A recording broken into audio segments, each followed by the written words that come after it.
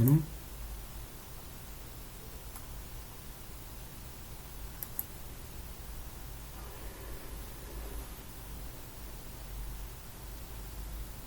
그래서 어떻게 되세요? 여기 보게 되면 파이프가 워터 파이프가 leak down the wall back room 그죠? 뒤쪽 방에 그죠? 벽을 타고 내려왔네요. 물 자체가 또 스며들고 그 결과 이제 이 누수 현상이 발생되니까 그 벽에 이제 석고들이 이제 결국은 그죠? 떨어지는 거죠. 떨어지고 그것도 그 손주에 그죠? 손주에 뭐였죠? 눕는데 그죠? 뭐랄까요? 그 한국말로 하여튼 그 침대 그죠? 손주의 침대 쪽으로 이제 떨어졌어요. 떨어졌고 상황이 어떤 뭘까요? 이런 심각하니까 이제 피고에 이제 이런 얘기를 이제 한 거죠. 이런 상황이 벌어졌다. 지금 여기 따지고 보던 5가지 정도 되네. 지금 보게 되면 여기 5가지가 지금 뭐 거의 하기 힘들 정도로 5가지가 이제 되겠죠. 5가지 정도가 이제 화재 사항이 발생됐어요. 근데 뭘까요? 결론적으로 전혀 임대인이 그걸 이제 보수를 하지 않았어요. 그러니까 결국 어떻게 돼요? 원고 결국 궁여지책으로 결국은 이제 리빙룸 쪽으로 다 이제 옮겼죠. 손주 침대하고 가구 이런 것은 이제 리빙룸 쪽으로 옮기고 그 다음에 그 뒷방은 그냥 아예 사용을 하지 않았어요. 네? 사용하지 않은 거죠.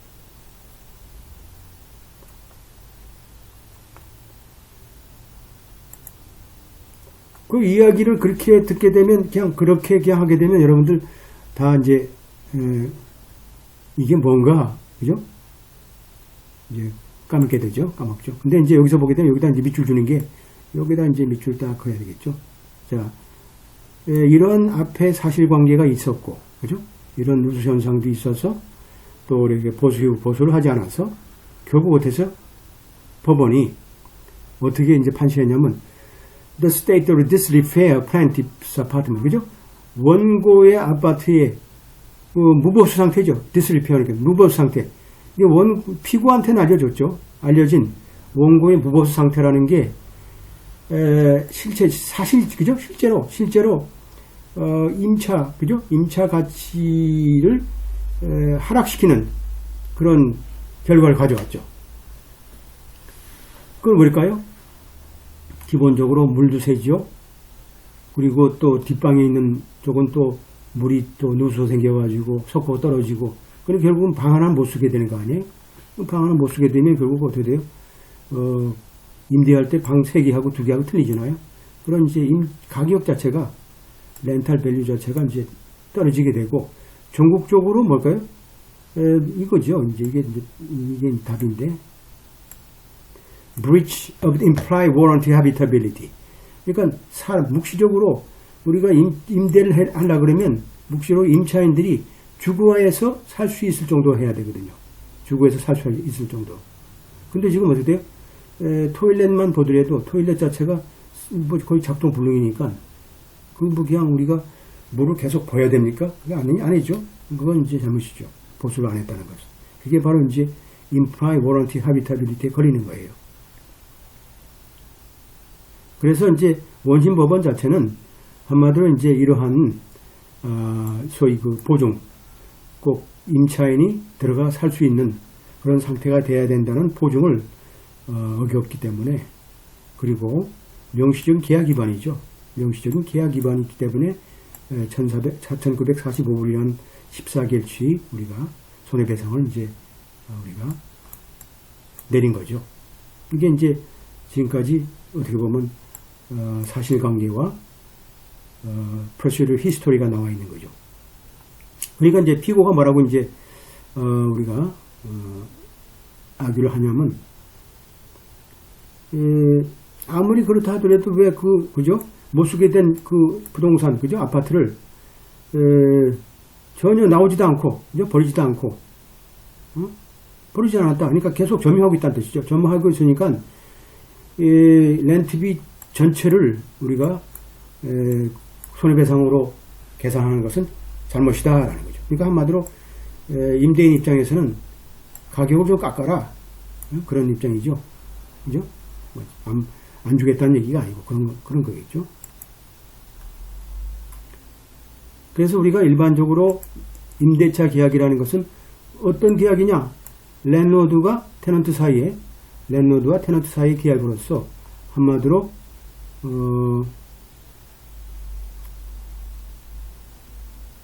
점유물, 그죠? 한마디로 이제 그 아파트를 그죠? 제공하고, 그리고 잘못된, 그죠? 누수가 있다든지 어떤 잘못된 어떤 그 아파트 자체는 보수를 해야겠다는 둘 사람 사이의 계약이다라는 거죠. 둘 사람 사이의 계약이다. 이것은 뭐를 또 우리가 묵시적으로 암시하는 무기 있잖아요. 소위 warranty of inhabitability, 그죠? implied warranty of habitability에 대한 우리가 그러니까 한마디로 살 수 있는 조건으로 만약에 이게 디마이스 됐다 그러면 뭐 그걸 보수하면 되는 거고, 그리고 테넌트는 거기에 대해서 합당하게 살 수 있는 부분에 대해서 렌트비를 준다라는 우리가 묵시적인 계약들이 우리가 나와 있는 거죠. 리즈라는 거예요. 그건 일반적인 사항이다 봅니다. 사항이다. 그래서 모든 제가 아파트라는 건 기본적으로 이제 거주 공간이라는 것은 기본적으로 임대차 계약이 있어서 묵시적인 이러한 그죠? 살 수 있는 거주 공간인 그죠? implied warranty라는 것을 우리가 보증해야 된다라는 것을 우리가 그것이 뭐예요? 뭐 구두든 문서든 관계없이 랜드오너가 당연하게 그 해당물을 부동산을 넘겨주고 우리가 렌털 기간 동안에 보수해야 된다는 것이 일반적인 우리가 원칙이죠. 원칙이다. 그래서 기본적으로 우리가 돈을 받고 하는 경우는 뭘까요? 그 임대 그죠? 부동산에 대한 아파트가 안전하다. 그리고 깨끗하다. 인간 삶에 사는데 적절하다라는 그런 것을 우리가 이제 묵시적인 우리가 implied warranty of habitability에 대한 내용이 바로 이거죠. 이렇다라는 거죠. 이런 것이 이제 프랭클린 Real Property Law의 500조에 나와 있는 거예요. 500조. 이럴 때는 우리가 항상 정해야 되겠죠. 500조에. 이게 앞으로 논의할 근거가 되는 거죠. 우리가 여기서 우리가 원고와 피고를 다 우리가 다 얘기 들어줄 필요는 없어요. 우리가 두 사람 사이에 관계에 있어서 법적으로 어떤 문제가 있는지를 우리가 확인하면 되겠죠. 그래서 우리가 프랭클린 부동산법 500조 섹션 500만 보게 되면 지금 부동산을 우리가 임차기간 동안에 안전하고 클린하고 핏하게 우리가 제공해야 될 의무가 있는 거죠. 그죠? 그러니까 우리가 임차기간에 이러한 문제가 발생했다 그러면 그리고 임대인이 여기에 대해서 보수를 하지 않았다 그러면 당연하게 손해배상이 발생된다. 그것이 이제 우리가 추정할 수 있죠. 따라서 implied warranty habitability라는 건 뭘까요? 자, 모든 시설, 자 거주하는 모든 시설, 중요한 에센셜이니까 불효불급한 모든 시설의 하자를 우리가 포함하고 있다라는 거죠. 불효불급한 하자라는 게 바로 이제 판례에 해당되겠지만 에센셜 파실리티가 뭐냐, 그죠? 이게 나오겠죠. 거기에 따라서 뭐 우리가 쉽게 얘기해서 뭐 화장실을 못 쓴다, 물이 안 나온다, 도물이 안 나온다, 이런 것은 아주 중요한 문제죠. 겨울엔 살 수도 없죠. 근데 뭐 예를 들어서 비닐이 좀 벗겨졌다, 이건 이제 우리가 논 에센셜이죠. 이런 것들은 이제 하자에 대한 우리 태도가 달라질 수 있는 겁니다. 그래서 여기서 실적인 위반 적용법, 그죠? 주택법의 적용 실적인 위반이 뭔가? 위반은 뭘까요? prima facie evidence가 있어야 되겠죠? prima facie. 명확한 어떤 증거가 있어야 되는데, there has been a breach of warranty habitability. 그죠? 이러한 명확한, 이게 뭐 추정적이면 안 되죠? prima facie니까 evidence가 있어야 돼요. 그게 뭘까요?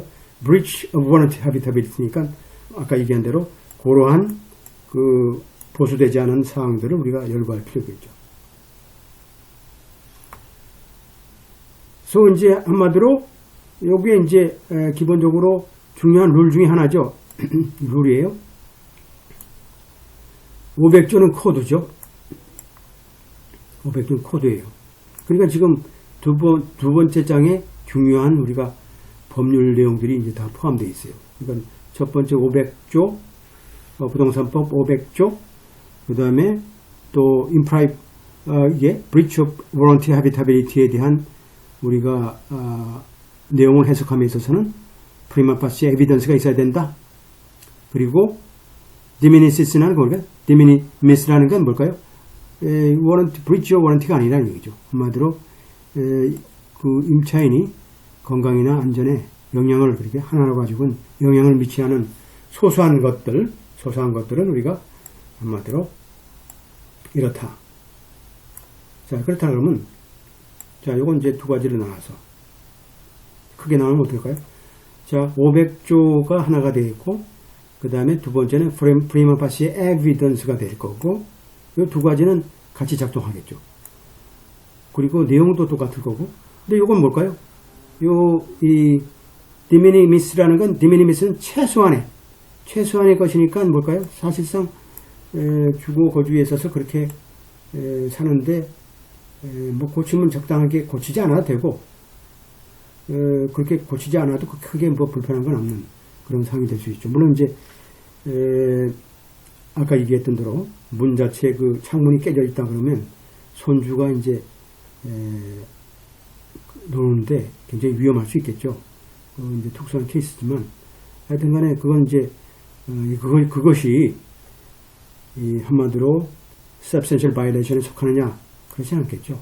그래서 아까 얘기한 윈도우 쪽에 어떤 깨진 부분에 대한 미보수 같은 경우는 여기에 해당되겠죠. 여기 그죠? 여기에 해당되고 그 다음에 기타 사는데 불편하고 그죠? 불안하고 한 부분에 대해서는 사실상의 substantial violation에 속하겠고 그 다음에 큰 원칙은 프랭클린 리얼 프로퍼티 로에 속하겠고 그러니까 이제 법의 체계가 어떻게 되죠?